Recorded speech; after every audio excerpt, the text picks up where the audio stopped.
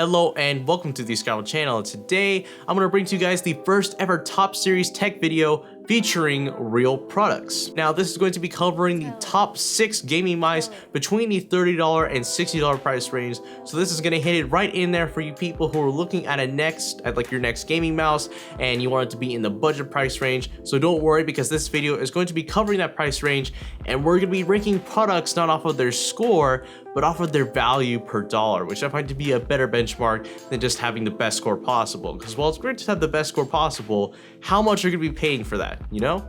I think I'd rather go with a product that has a cheaper price, but it just as near as good performance than that best scored product. So that's gonna be doing my top tech videos from now on, and I wanna give a huge thanks to all the companies that have sent me their gaming peripherals to review, specifically in this video, the mice, because without you guys, this video would have not have been possible, and we'd have never gotten to the point to where we ever actually made a first ever top tech video with real products. So let's get into the video.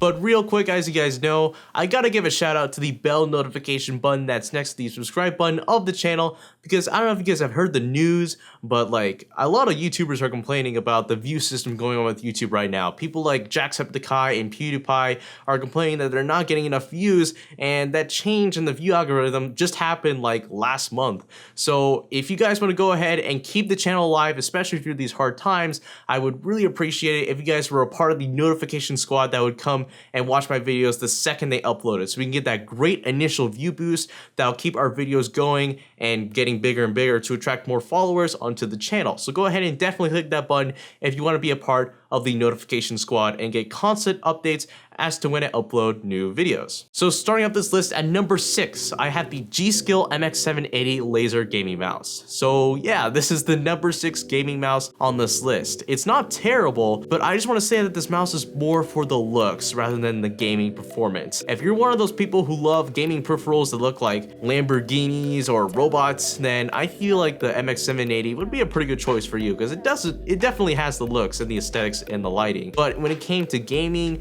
more specifically first-person shooter gaming, with the laser sensor on this mouse, it was able to move quite well, but not as good as like an optical sensor. Now yes, this does have a lot of really nice features like adjustable weights and switchable thumb pads that you can change for like the best feel on your hand, but its design just doesn't do justice when it came to gaming, and it didn't really feel that natural for the hand to rest on. Plus, sometimes I always clicked the forward and backward button on each side of the mouse sometimes when I would like move the mouse, so that got annoying at times. So if you want something that looks nice, but you know, maybe you don't want to bust out on CSGO for a long time, then the GSkill MX780 would be a pretty good mouse for you. Now at number 5, I have the Corsair M65 laser mouse for $50. Now there is a story behind this mouse, because it was my first ever gaming mouse that I was really investing in, and for a while I was using this old Logitech wireless mouse that came with my Logitech wireless keyboard, and I needed an upgrade. However, I just simply went for the best mouse at the time based off of like websites and what they said, which at the time on paper was the Corsair M65. And yes, it was a good mouse, but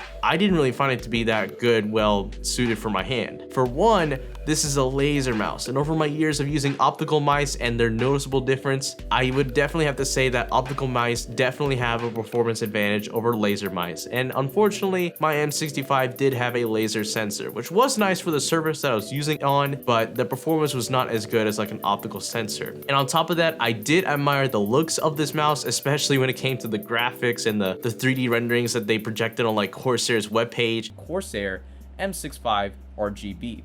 Now, if you're wondering why I chose this as number 1, there's kind of 2 small reasons why I chose it.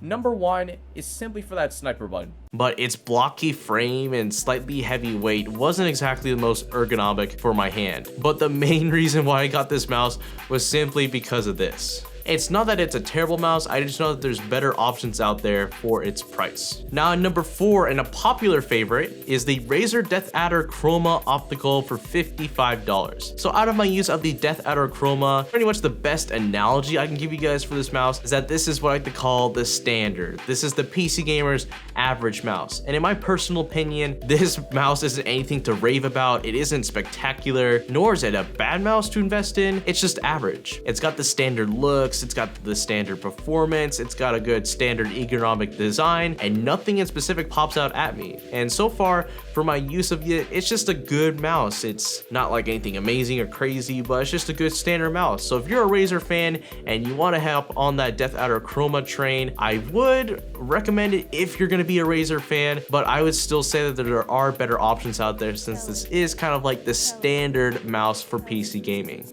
Now at number 3, at a surprise entrance, and what I found to really blow me away for its price was the Corsair Harpoon optical gaming mouse for $30. Now this was a complete surprise. This mouse aims super well for some reason, even though it's got an average sensor, but it's pretty damn accurate. Obviously I praised it in my Corsair Harpoon review video, but there was just one downfall to this mouse that I found to be a bit unfit for me, which was the size. The mouse was a bit smaller than what I could handle for my palm grip preference. I can see if you are like a claw grip gamer or if you are a gamer with small hands, then this wouldn't be an issue to you guys. But for me, this mouse had ridiculously good aiming, but it wasn't the most comfortable and well-sized mouse to use for long gaming sessions. But it still had a lot of good qualities like other really excellent gaming mice, like excellent gaming software, RGB lighting, a quality matte finish around the mouse, which I found to be really nice for its price. And what I found to be really impressive, that like solid Corsair Sabre-like construction for $30. So if you got a smaller to average sized hand that uses a claw grip or a palm grip, if you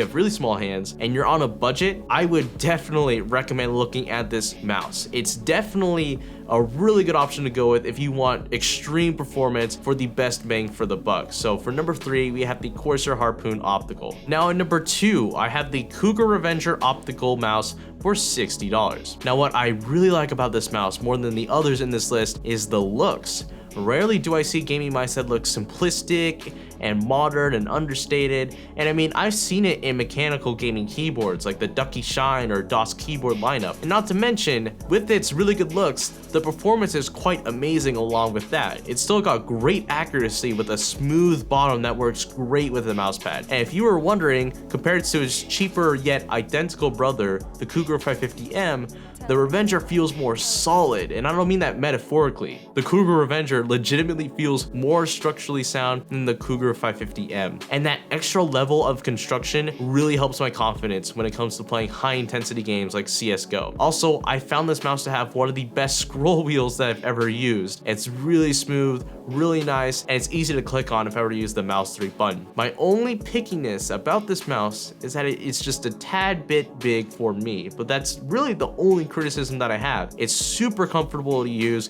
it's got great looks, it's got really awesome performance, and for me, the extra $20 over the Cougar 550M for the Cougar Revenger is definitely worth it. Now finally, the number 1 gaming mouse, and what beats the number 2 mouse, which I'm a little bit disappointed about because the Cougar Revenger was a really nice mouse that I really enjoyed, is the Corsair Sabre Optical for $50. For me, this mouse had the best combination of fit and performance. It has the perfect mold for my hand. It's not too big, it's not too small, it feels really nice, and it even has like a little thumb dip for your thumb to rest on. And in all reality, this mouse can easily handle any grip style, so it can handle like claw or palm grip. This mouse can handle it, and I mean, there really isn't much to say about this mouse. The mouse fits perfectly in my hand. It's really easy to game with. I never have to stress out about aiming with the mouse. It just goes with my hand. But if I were to give one slight design choice to the mouse I would like to see Corsair fix in the next update to this mouse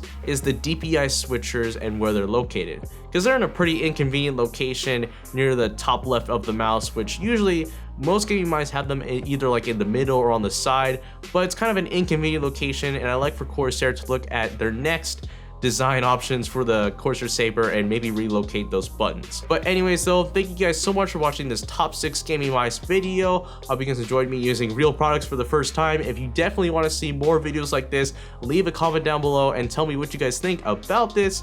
But for the most part, thank you guys so much for watching the video. Make sure to like, favorite, subscribe, and all that. And this is the ScatterVolt channel signing out.